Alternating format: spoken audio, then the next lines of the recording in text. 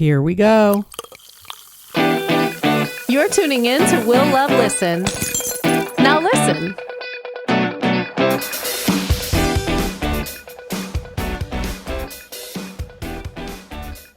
Sandra Bernhard, the icon. It's such a pleasure to speak with you today. There's about a million things I want to ask you, but thanks for joining me. Thank you. Thanks for having me. So this will be used for the podcast on iHeartRadio, and then I'll also like work it and edit it down for the magazine out in Jersey. Um, Terrific.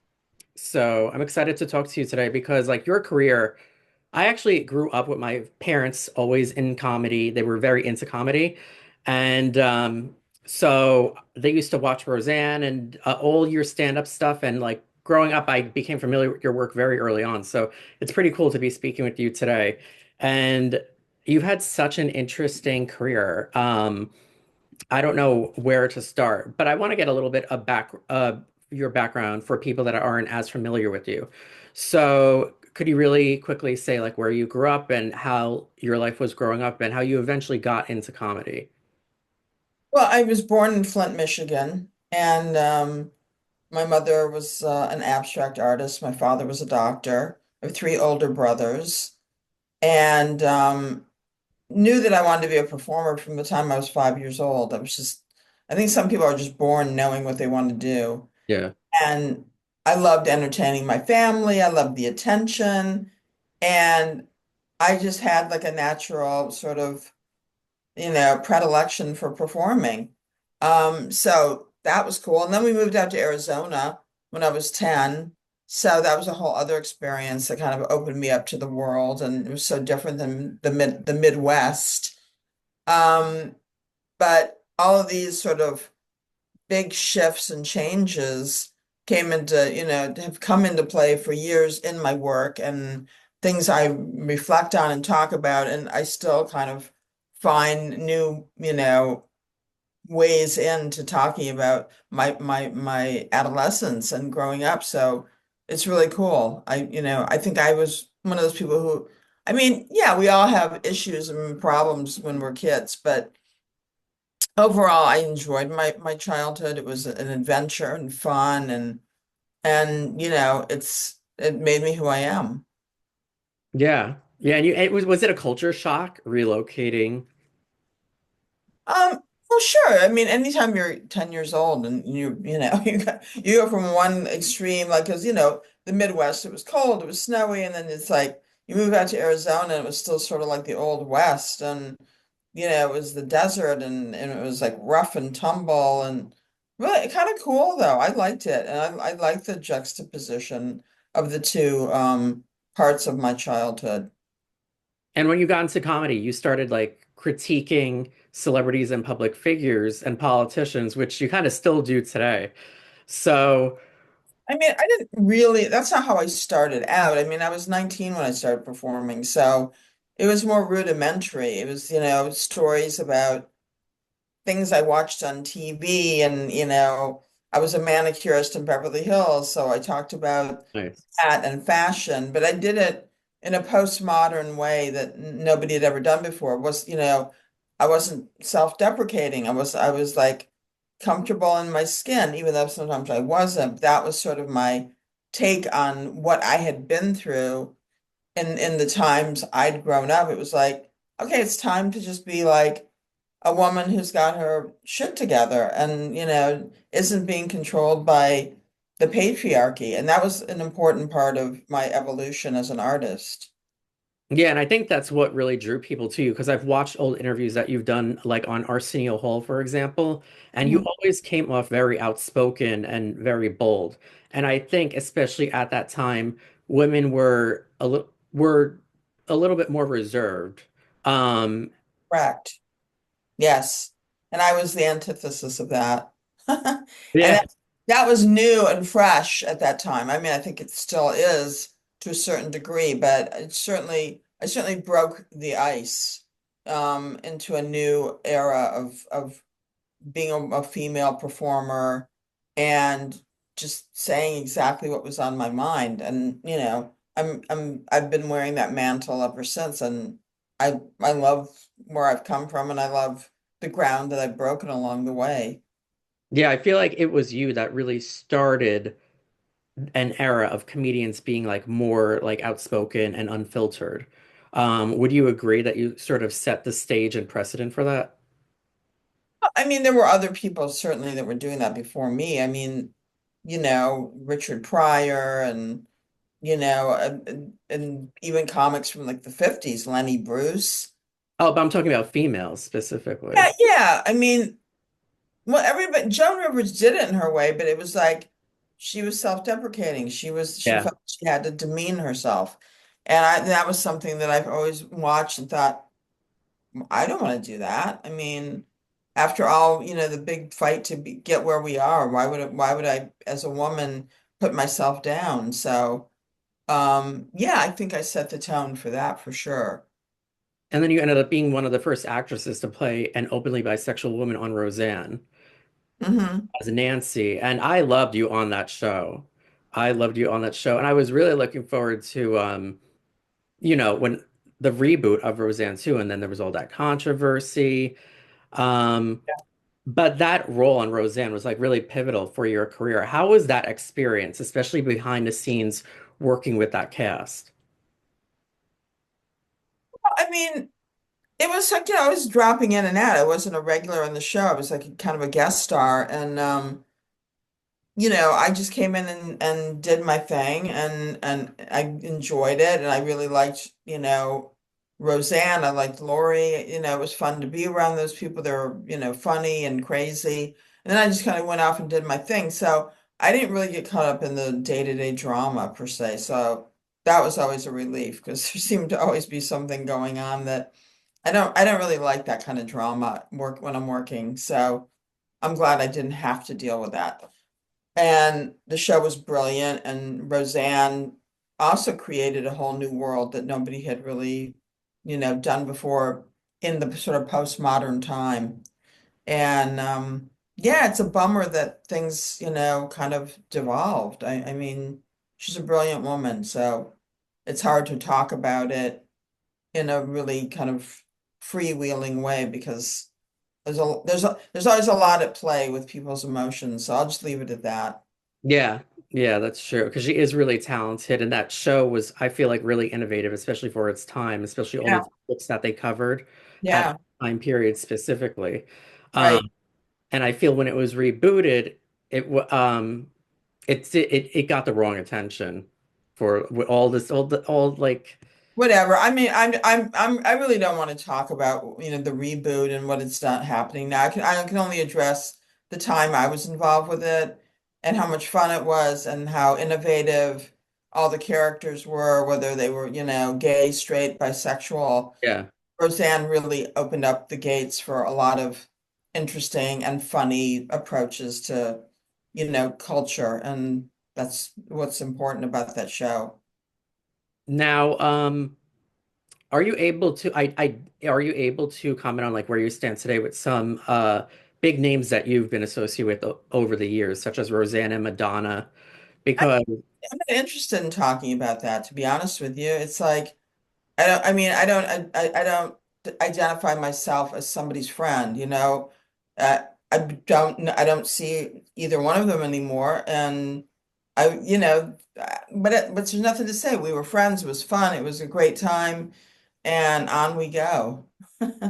yeah, yeah. No, I know some people I posted I was going to be interviewing you and I get some questions. So, Oh yeah, well, it's because people want some sort of scoop that doesn't exist. yeah, Every time you talk about people, even if it's just sort of, you know, very like nonplussed, people always turn it into something else. And I don't want that interfering with what my work and what I'm accomplishing right now as an artist, as a social commentator, as somebody who's an activist and really cares about what's happening right now with our government and how tenuous it is for so many people. I think that's where my energies are going. And of course, to continue to write and be a relevant, performer. That's where I'm at. yeah. No, I'm with you, and I agree with you. If I were you, I would feel the same way. I wanted to ask because you get questions, and I'm like, well. But I know how things are like skewed because I saw another interview that you had done not too long ago where you were asked about those subjects and you commented, and it kind of got spun. So, That's why I don't even want to address that. I just like clean slate. Let's talk about my work now and what I'm up to and, all the great television stuff that's, out there. There's so much to talk about that's present time. I know, and I do want to get into like a little bit of a political conversation because I know you've always been an activist. But you're really booked and busy. I mean, you have the Shapes and Forms tour right now going on. You filmed a few projects that I want to ask you about. But with the tour specifically, because you're doing a bunch of shows at the Carlisle, you're going to be in Peekskill, New York, at the Paramount, and you're really going to be all over the country. What could people expect on this current tour? Well, Shapes and Forms is my latest show that I put together at Joe's Pub in December. So that's the show I'll be touring with in every market except Cafe Carlisle, which is the best of Sandra Bernhard. So it's going to be a more musical show there, sort of Okay. keeping with what Cafe Carlisle is about. I mean, I think almost everybody who goes in there wants to sing and wants to make that a more kind of musical experience. So I'll be curating songs that most of that I haven't done yet. They wanted new material with some, interstitial, comedic asides, but it's going to mainly be music. And I have my band, my Sandyland squad band. They'll be touring with me around all different band members in different parts of the country, but Mitch Kaplan, who's my musical director, goes with me everywhere. And we've been working together for 40 years now, which is really fun because we have our, sort of, natural sort of conversation going at all times because when you worked with somebody as long as that, there's sort of just like a natural way of approaching things that's really fun and easy. I'm looking forward to it. I'll probably be at the Peak Skills show. Great. And what topics are you going to be covering on this tour, and what subject matter could fans expect? I touch on political things, obviously, but up to date, I don't know. 3 weeks from now, I don't know what the hell's going to be going on. Nobody does, unfortunately. So you like to just sort of like brush across that, sort of thing that's happening, that's pulling the country apart. And then my pieces that I've written are, they're stories about friends and people I've been involved with and sort of, it's this one has a little more, I don't know, it's a little more introspective but funny at the same time. And all interwoven with, really groovy songs. And I mean, I never really talk about in interviews like what I'm talking about in my show Oh because yeah, you don't want to give it away, yeah. I mean, it's just sort of like people want to come and see. It's like a play. I mean, you're not going to like start, giving lines from a play. So it's in keeping with what I do, and it's the latest version of who I am and what's sort of like speaking to me. And you've been busy with a lot of television projects because I know you're going to be on RuPaul's Drag Race. We got Survival of the Thickest, and of course, Percy Jackson and the Olympians. And you worked with an impressive cast on that. So, how would you describe your working on all three of these projects? Well, I think that one of the most important projects that just came out recently was Severance, which is a mega, mega hit show. Yeah, I was going to ask you And about I that. was asked to do a role last year when we shot it last March, April, which was incredible. And to, see it sort of like play out a year later has really been exciting and inspiring for me. And the feedback that I've gotten has been phenomenal. So, and RuPaul's Drag Race aired, a couple of months ago, and that also was exciting because I've known Ru for years and done things in his nascent, time of his performing. And, the whole like, kind of drag scene is something I've been a part of like since I started my career in the 70s. So it's kind of like, I was like one of the first performers to like use drag queens. I used them in my performance film Without You I'm Nothing as my backup singers. And I've always just sort of like been a part of that scene without like talking a lot about it. It's just sort of like, yeah, this is what I am, who I am, and who's part of my, retrospective. It's always like people that I love and have a lot of faith in as performers. So that was super fun. And other things are coming out. Yeah, Survival of the Thickest. I love Michelle Buteau. We worked together on a film called Babes and got to know each other. And she asked me to come and do this role, which was super fun. And she's so brilliant and doing such cutting edge work in her shows. So all this stuff is just sort of like I shot it like last year. Now it's all coming out. So it's Yeah. kind of crazy and sort of just like it's just sort of unwinding like a spool of thread, and it's a great time for me. Did you work with Peppermint on Survival of the Thickest? I mean, we didn't work together, but I mean, I love Peppermint, and we've she was recently on my radio show Sandyland, which I do every week on Radio Andy on SiriusXM. It's not XM, it's just Sirius. So she was my guest, and she's a great performer. Yeah, she is. I feel like A she, good actress too. yeah, exactly. Yeah. I recently interviewed Margaret Cho. I've interviewed her a lot over the years, and she had like wonderful things to say about you. She loved working with you. Well, I've known Margaret for years, obviously. We've been around Okay.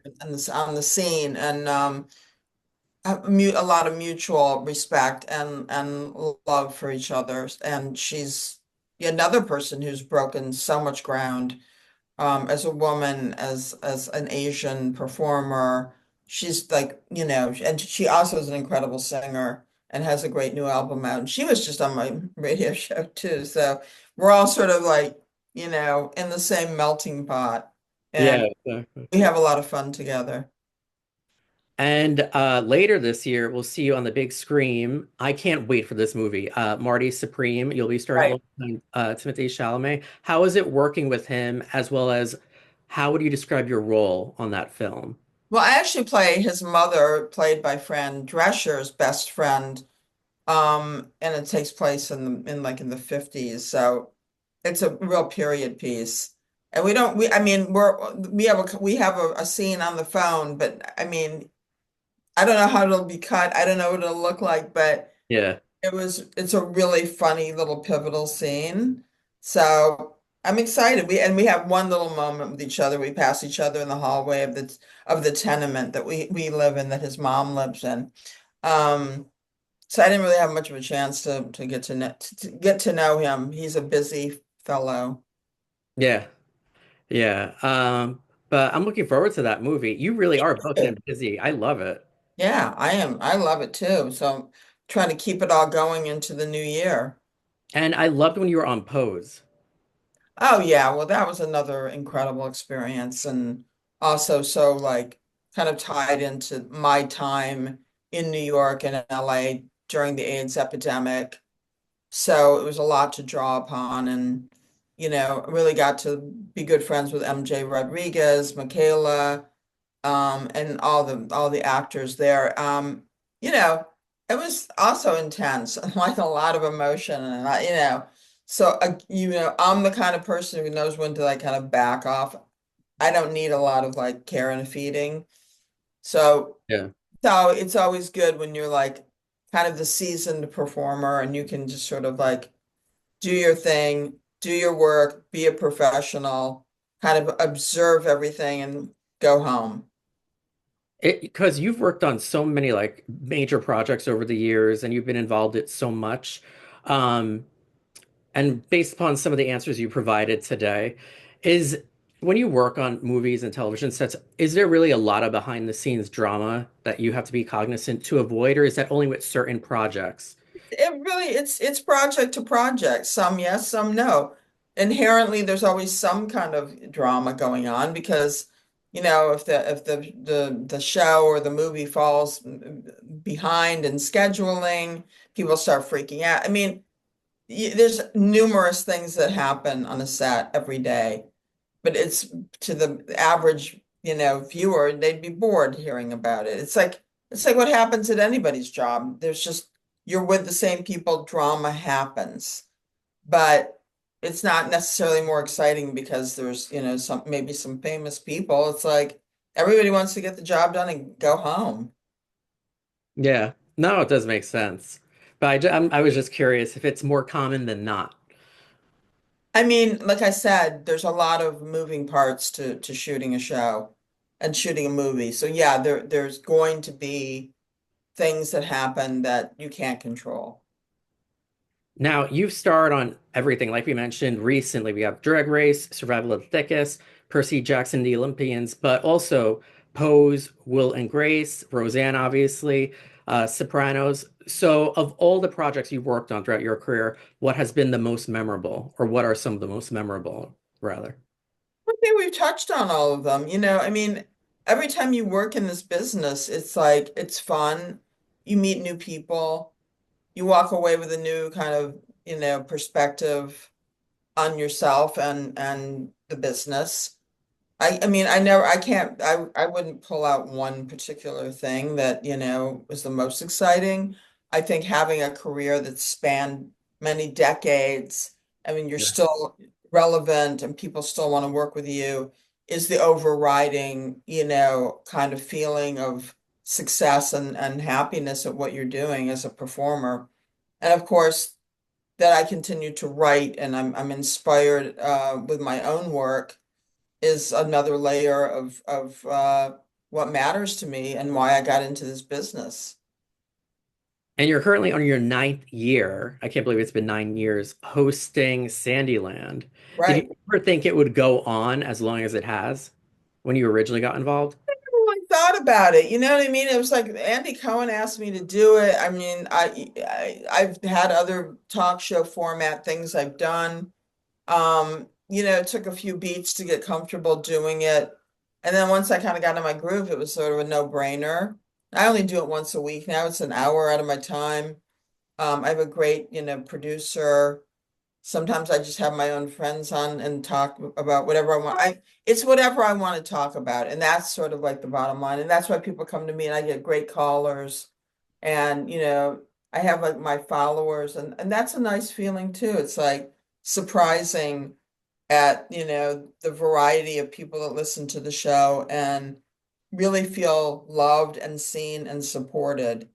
And that goes from like housewives and the Midwest and the South to like gay guys who call in and straight people. I mean, it's always like it's always a surprise of the variety of people that listen to the show and really groove with it.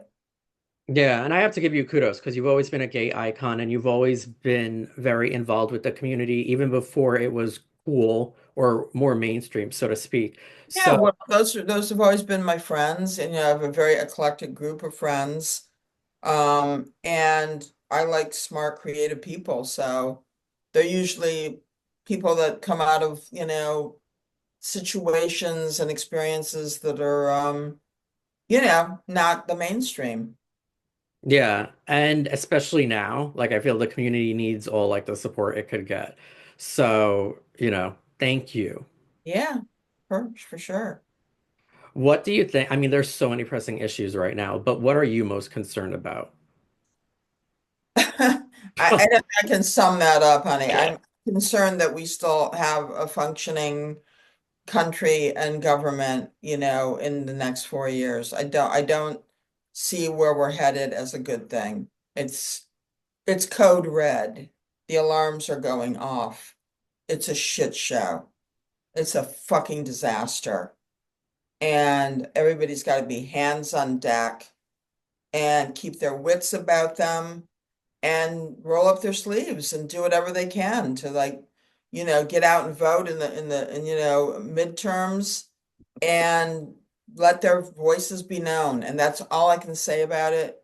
I got to jump off in a minute. I got another interview, and I'm just saying everybody's got to like get strong, get clear, and get engaged. And if you didn't vote or you voted half-ass, then it's on you as much as anybody. And I am not happy with the 70 million people who sat this out. I'm not happy with some of the young, sort of like, rebellious kids who, did a protest vote. It's like, no, there was only one way to vote. And if you didn't do it, you're as much a part of this disaster as the person who's perpetrating it. So get your perspectives and your head on straight for the next go around, because it's not going to be pretty. But I'm going to keep entertaining. I'm going to keep uplifting, and I'm going to keep doing what I do. So thank you for having me on the show. Thank you. I appreciate it. It was great speaking with you. And we just covered Thank like you. a recent thing this week where there was a gay-owned business that like someone ripped off the pride flag and like threatened to burn the business down. So because of that, having covered that, I wanted to get your perspective because I just want to echo that people need to be more vocal. They can't like, let the bigotry that's going That's what on. I'm saying. It's like, get it together, get out on the, get out on the streets and start, activating and getting people ready to like do what they need to do to save this, fragile democracy. Yeah, thank you for that. And, thanks for always being an ally and, You, using you, your voice for good. So we got to do it. Thank you so much. you're welcome. I'll be at your show. Hopefully I can meet you real quick backstage. But you'll come to I don't see people backstage, but you'll come to the merch table afterwards and I'll say hello. Okay. Buy All a right. cute t-shirt. Awesome. Yeah, for sure. Totally. Okay, honey. Thank you so Thank much. you, Will. You're welcome. Thank Right. you. Have a good weekend. You too. Thank Enjoy. you, Will. Bye, honey. Bye-bye. Bye.